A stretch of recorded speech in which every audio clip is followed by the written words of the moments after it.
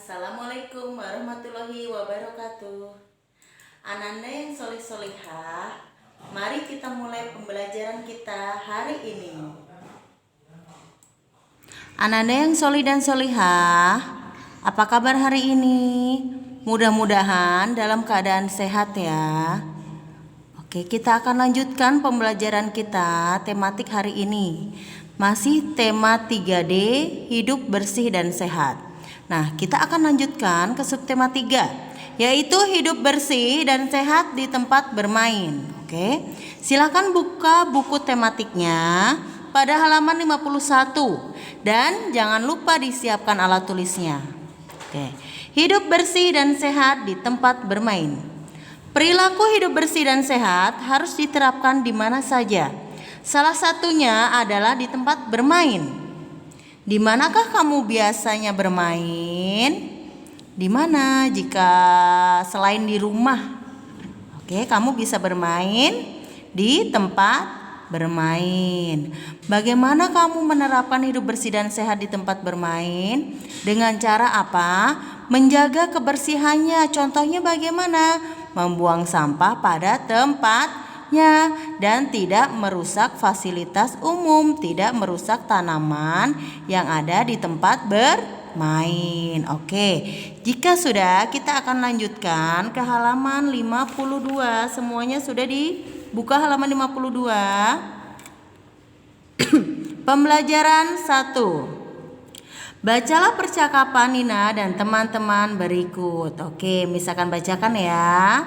Mulai dari Nina. Bermain di taman ini menyenangkan ya. Deli, benar Nin, ada banyak mainan yang bisa kita gunakan. Tony, selain itu tempatnya juga bersih dan asri. Terus Nina menjawab, banyak pepohonan sehingga terasa sejuk. Jadi kita tidak kepanasan ketika bermain. Deli, oleh karena itu kita harus menjaga kebersihan dan keindahan taman ini. Tony, tentu saja kita harus membuang sampah ke tempatnya. Kemudian yang terakhir Nina, kita tidak boleh memetik bunga sembarangan. Kita juga tidak boleh merusak tanaman. Nah, kita akan menjawab pertanyaan yang ada di halaman 52 bersama-sama ya. Setelah percakapan antara Nina dan teman-teman Miss bacakan, kita akan menjawab pertanyaan tersebut. Yang pertama, bagaimana pendapatmu tentang isi percakapan di atas? Bagaimana pendapatmu? Pendapatnya bagaimana?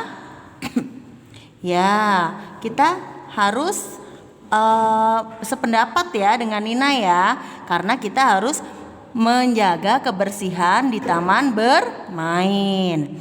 Kemudian, bagaimana cara menjaga kebersihan taman bermain? Bagaimana? Contohnya tadi, membuang sampah pada tempatnya. Kemudian, tidak boleh memetik bunga sembarangan. Dan yang terakhir, tidak boleh merusak tanaman.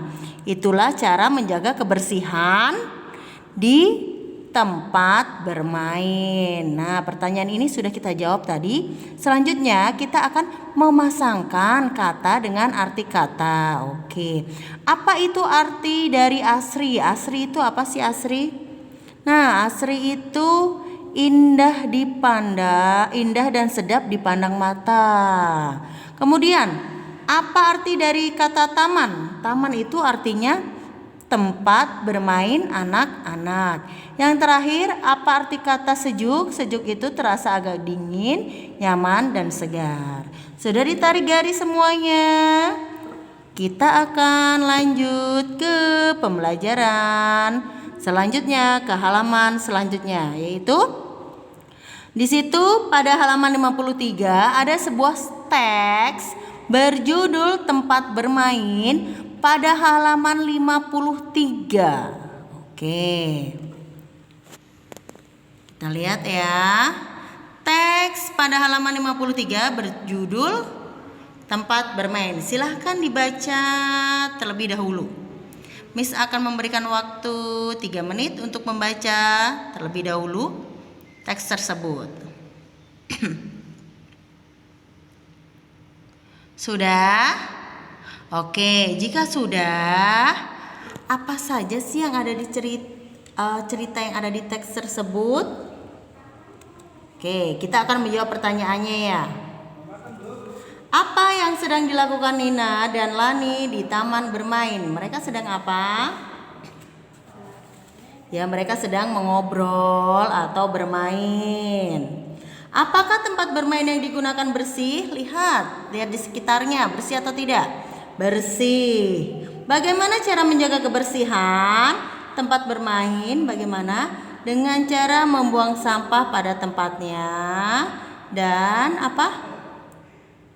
menjaga tanaman yang ada di tempat tersebut. Bagaimana ciri-ciri tempat bermain yang bersih? Ciri-cirinya bagaimana?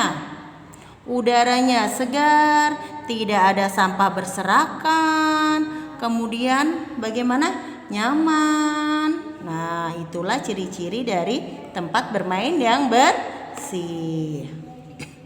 Masih pada halaman 53. Nah, kita akan lihat di situ ada sebuah gambar ya.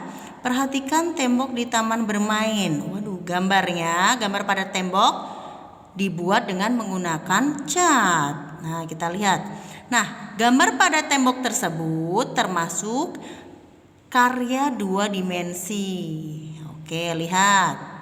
Itu adalah sebuah gambar tembok yang sudah digambar ya, yang sudah dihias. Contoh karya 2 dimensi lainnya selain pada tembok contohnya yaitu lukisan. Oke? Nah, jika sudah, kita akan lanjut ke halaman selanjutnya yaitu halaman 54. Nah, berikut contoh alat untuk membuat karya 2 dimensi. Apa saja alatnya? Kita lihat. Yang pertama ada buku, kemudian pensil, penggaris, dan penghapus. Kegunaannya sudah tertera pada bawah gambar tersebut. Kemudian ada apa lagi? Krayon, pensil warna. Dan yang terakhir ada cat air, palet, dan kuas. Nah, itulah alat-alat yang akan digunakan untuk membuat karya 2 dimensi. Oke, selanjutnya kita akan lanjutkan pada halaman 55. Nah, perhatikan gambar kubus berikut. Pada bangun ruang juga terdapat ruas garis. Kemarin kita sudah mempelajari tentang bangun datar. Sekarang di sini ada bangun ruang. Bangun ruang itu contohnya adalah kubus. Ruas garis pada kubus di samping adalah, lihat, ruas garisnya itu sisi-sisinya saja ya, ditulis ya. Oke, contohnya yaitu ruas garis AB, kemudian BC, CD, AD, EF, FG, GH, EH, AE, BF, CG, dan DH. Jadi kubus itu mempunyai 12 ruas garis ya. Ruas garisnya itu yang ada tanda panahnya. Dilihat, dicek nih di sini nih. Ini adalah ruas garis dari kubus. Tadi Miss sudah sebutkan ruas garisnya yang ada di samping kubus itu apa saja. Oke? Kita langsung saja ke latihannya. Masih pada halaman 55. Oke. Ayo berlatih. Sudah disiapkan pensilnya? Oke. Nomor 1. Buatlah kalimat menggunakan kata-kata berikut. Yang pertama A, taman. Yang kedua bermain. Dan yang ketiga asri. Silahkan dibuat kalimat sendiri-sendiri. Kemudian ada nomor 2. Nomor 2 ya. Tuliskan langkah-langkah membuat gambar 2 dimensi. Contohnya yang pertama apa itu? Persiapkan alat dan bahan. Kemudian buatlah sketsa terlebih dahulu. Jika gambar sudah rapi, boleh dibeli warna. Oke, Miss ulangi. Yang pertama, siapkan alat dan bahan. Kedua, siapkan Siapkan sketsa gambar terlebih dahulu. Buatlah sketsa gambar terlebih dahulu. Kemudian yang ketiga, warnai gambar sesuai dengan keinginan yang kamu sukai. Nah, nomor 3, tuliskan nama alat tulis di bawah ini. Yang pertama apa itu? Yang pertama kita tuliskan bersama-sama. Yang pertama yaitu krayon. Yang kedua pensil warna. Yang ketiga palet. Dan yang keempat itu kertas gambar. Nah, yang nomor 4, tuliskan ruas garis pada gambar ruang di bawah ini. Di situ ada kubus, ada juga limas, ada juga prisma ya. Kita lihat dari gambar kubus dulu. Nah, ruas garisnya yaitu apa? Yang pertama P Q, tulis. Terus T U U V Q R R S P S W S V R W V, terus T W. Ada yang kurang? Oke, kalau kurang silahkan tambahkan sendiri. Kemudian kalau yang bangun kedua ini sama ini kita akan tuliskan ruas garisnya bersama-sama, yaitu O L L M L K M K N O O P N P ya. Kemudian sama yang ketiga kita tuliskan bersama-sama B C C D D B C F F E F G G F ya. G F atau E G E F atau F G itu sama ya. Kemudian bangunan terakhir kita tulis bersama-sama yaitu A B B C C D, terus A T B T C T D T. Nah, itulah ruas garis dari bangun-bangun pada nomor 4. Kita langsung saja ke pembelajaran kedua. Semuanya langsung dibuka halaman 56. Kita lanjutkan. Pembelajaran 2. Nah, bacalah teks tentang bermain di lapangan pada buku halaman 56. Oke, Miss akan beri waktu kalian untuk membaca dulu pembelajaran pada halaman 56. Oke, silahkan dibaca.